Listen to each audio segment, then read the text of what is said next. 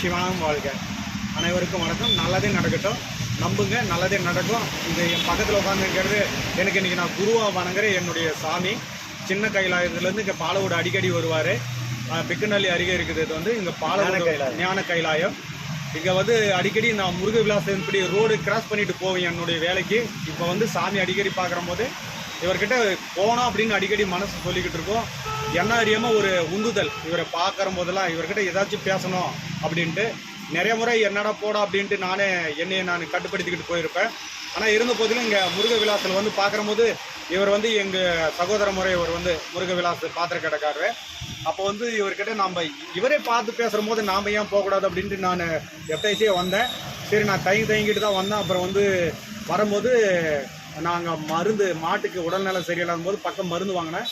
இங்கே வந்து பேசுகிற போது தான் நான் என்ன அறியாமல் அழுந்துட்டு என்னுடைய சொன்னேன். என்னுடைய மனசில் இருக்கிற பாகமெல்லாம் ஐயா கிட்ட சொன்னேன். என்னுடைய நெத்தியில் திருநீர் வச்சார். திருநீர் வச்சுட்டு ஒரு நிமிஷம் என்னுடைய ஆசீர்வாதம் பண்ணுறதுக்கு என் தலை மேலே கையை வச்சார். அப்போ வந்து எண்ணெய் அறியாமங்க சொல்கிறது உண்மை, எண்ணெய் அறியாமல் கத்திட்டு இருக்கேன். அப்போ வந்து 3 முறை கத்திருக்கிறேன். கையெடுன்னு சொல்லிட்டு அவங்க சொல்லி விடுன்ட்டு அவங்க சொல்லி தான் இந்த மாதிரி பேசிகிட்டு இருக்கேன்னு எனக்கே தெரியும். இவர் வந்து உண்மையிலே சொல்கிறேங்க, எனக்கு கிடைச்ச ஒரு உண்மை இது வந்து நீங்கள் நம்பலாம். இவர் வந்து எனக்கு வந்து ஒரு சாமி கூட வர மாதிரி இவரை பார்க்குற போதும் சரி, யோசனை பண்ணுற போதும் நான் நினைக்கிற போது நான் எங்கள் ஊரில் நினைப்பேன். உண்மையிலே வந்து பார்த்தா கடையில் இவர் உட்காந்துருப்போம். அப்போ தான் நினச்சேன் இவருக்கு வந்து மிகப்பெரிய ஒரு சக்தி இருக்குது. நான் நம்புகிறேன், உண்மையிலே மிகப்பெரிய சக்தி இருக்குது. எனக்கு நடந்த உண்மைங்க இது. உண்மையிலே சொல்கிறேங்க, இவரை வந்து நான் சந்தித்தது என்னுடைய பூர்வ ஜென்ம புண்ணியம் தான் நான் நினைக்கிறேன். உண்மையிலே என்னுடைய வாழ்க்கையில் நடந்த பல சோக கதைக்கெல்லாம் உண்மையிலே இவரை சந்தித்த பின்னாடி ஒரு முற்றுப்புள்ளி வச்ச மாதிரி இருந்துச்சு. எந்த தொழில் செஞ்சாலும் அது பாதியிலே அப்படியே நின்றுடும், ட்ராப் ஆகிடும். ஆனால் உண்மையிலே இவர் சந்தித்த பின்னாடி எனக்கு சில வார்த்தைங்களாம் புதையிலுக்கிட்டு பேசிடுவேன். எந்த வார்த்தையும் உண்மையான வார்த்தையும் வராது. எங்கள் வீட்டு அம்மாலாம் சிரிக்குவாங்க நான் பேசுகிற போது. எவ்வளோ நல்லா பேசியிருந்த மனுஷன் இப்போ என்னாச்சுன்னு தெரியல, இப்படி புதலிக்கிட்டு பேசிக்கிட்டு இருக்கா, அப்படியே வார்த்தையில் என்னாச்சு, உனக்கு வாயில் ஒரு நாளைக்கு சுடுக்கு வைக்க போகிறேன்னு கூட பேசுவாங்க எங்கள் வீட்டு அம்மா. ஆனால் எல்லாம் நடப்பதெல்லாம் நம்பிக்கைன்னு தான் நான் விட்டுட்டேன்.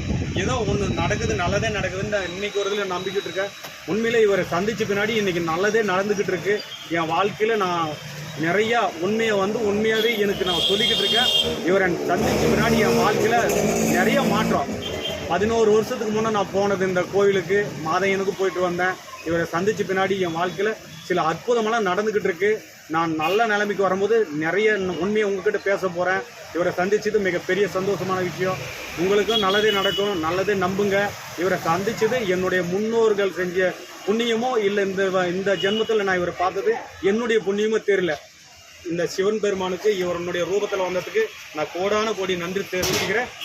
இது எனக்கு சந்திக்கிறதுக்கு எங்கள் முருக விலாஸ் பாத்திரக்கடை எனக்கு உறுதுணையாக அந்த நண்பருக்கு என்னுடைய தம்பி அவர் வந்து உண்மையிலே எங்கள் உடன்பிறவா சகோதரர், அவருக்கு தான் நான் கோடான கோடி நன்றி சொல்லணும். ஏன்னா இவர் ஒரு நல்ல ஒரு நேர்மையான சிவ கைலாயன்னு சொல்கிறாங்க இல்லையா, அவருக்கு உண்மையிலே என்னுடைய என்னைக்கும் உயிருள்ள வருதிலையும் கோடான கோடி நன்றியை தெரிவிச்சுக்கிறேன்.